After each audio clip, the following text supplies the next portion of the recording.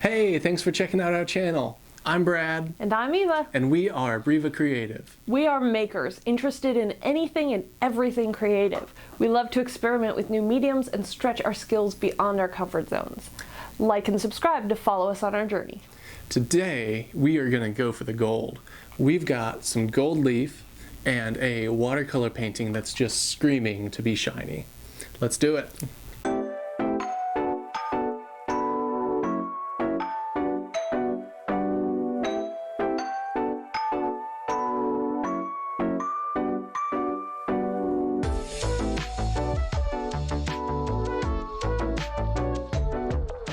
So this was my first attempt at gilding that I did a few years ago. It did not turn out well at all. Today's gonna be a lot better. At least that's what I'm telling myself. You're gonna need some supplies. First off, you're gonna need some gold leaf. You'll also need your subject, of course. You'll need some glue as well. The kit I bought came with a sealer, which I didn't end up using.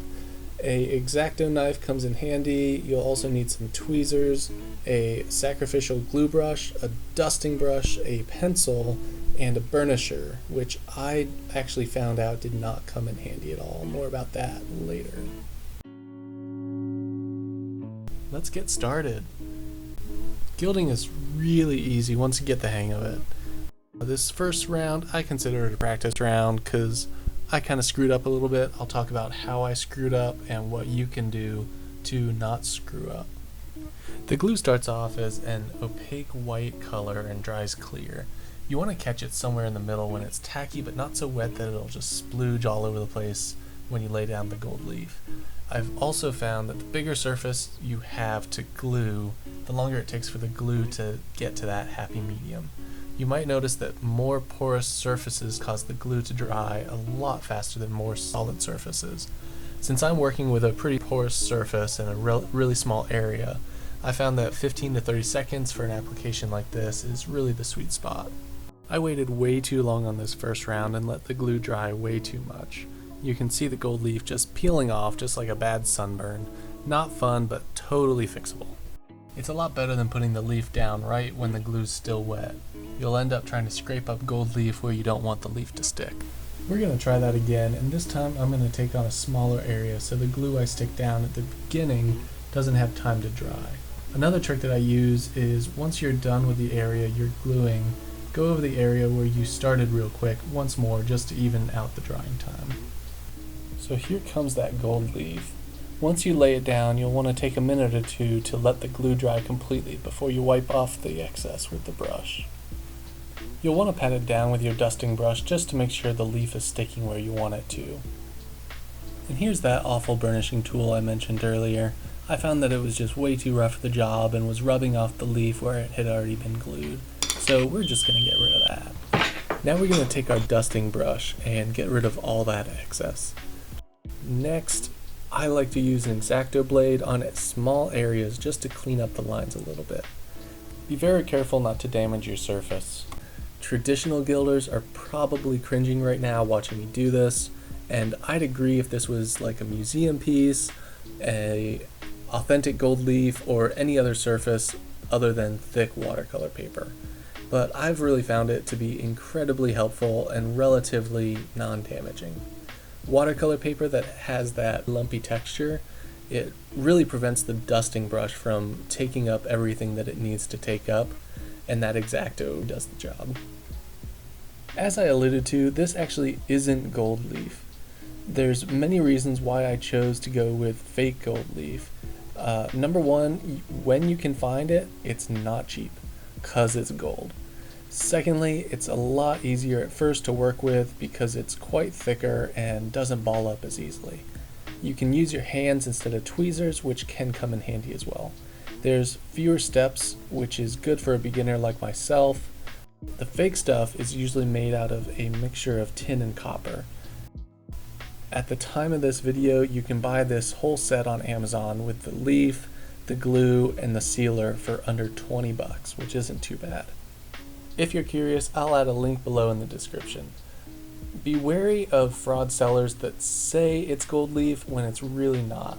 If the price is too good to be true, it probably is. One nice thing about gold leaf is that it's pretty forgiving, in that it's easy to touch up any holes or areas you might have missed, like I'm doing here.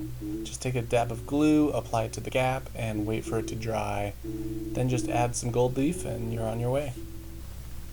Ooh, this is a bit random, but another little trick when you're gilding is to work in a space that doesn't have a ton of air movement. The gold leaf is super thin and will get blown all over if you have a fan on, an AC vent pointed at you, or if you breathe too hard. So if you don't want to sweep the stuff up for days or get gold leaf in your PC ventilation like I did, find a way to control all those little flakes.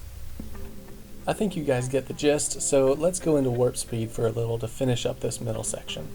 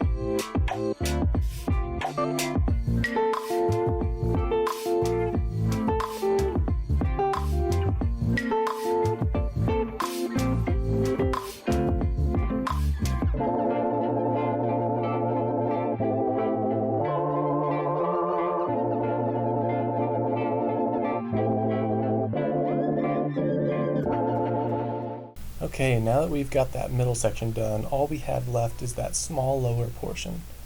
I learned a couple things along the way. First off, I found that when you're dusting off the excess gold, you can move your brush in a circular motion to get more of the gold off without having to resort to an X-Acto blade as much as I was using it before. I mentioned earlier that I skipped the sealer that came with the package. It protects against UV rays and tarnish. I didn't want to risk damaging the watercolor, and since it was such a small surface that I'm working with, I'm not too concerned about it. I got some UV protectant glass with the frame that I got for it, so that should keep it safe. We'll see how much it tarnishes with age, but again, being that it's such a small area, I'm really not worried about it. And besides, I really don't mind a little bit of tarnishing. When you're looking for what kind of gold leaf to buy, you have a few different options. There's a range in colors that you can get, from a warmer orangey gold to a more metallic color. You can also buy flakes instead of sheets. Personally, I haven't used the flakes other than to touch up some areas that were missed. To me, it depends on the scale of the project that you're working on. If your gold area is smaller than a few sheets, I would suggest buying the sheets. If you have a large surface area that you're covering, like larger than a few sheets or so, I might choose the flakes.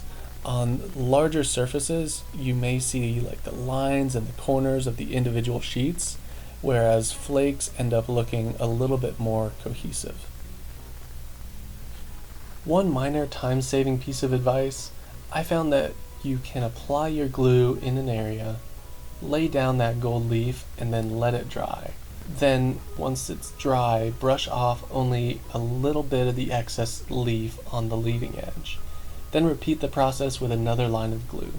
Once you've got all your sections laid down and glued, then you can go back and pick up the rest of the gold leaf with your dusting brush for all the areas at once. Well, that's about all I have. There's not much more to it to get started. When you really get into it, there's of course lots more to learn. One of these days I'll get a hold of some real gold leaf and maybe do a comparison demonstration between the two. Outline the cost comparison, the differences in the process, and all that jazz. You can try it on furniture, picture frames, metal, wood, glass, your baby brother. Yeah, don't try that last one, please. But yeah, it sticks to just about anything. Just doing some final touch-up here because I'm a perfectionist, and there we have it. I'm very pleased how this came out. It's got nice clean edges, definitely better than my first attempt, and all around a fun process. I'd encourage anyone who's interested to find something to gild and just do it. Thanks for watching. Let us know what you think in the comments, and if you give this a try, tag us at Breva Creative on social media. Peace!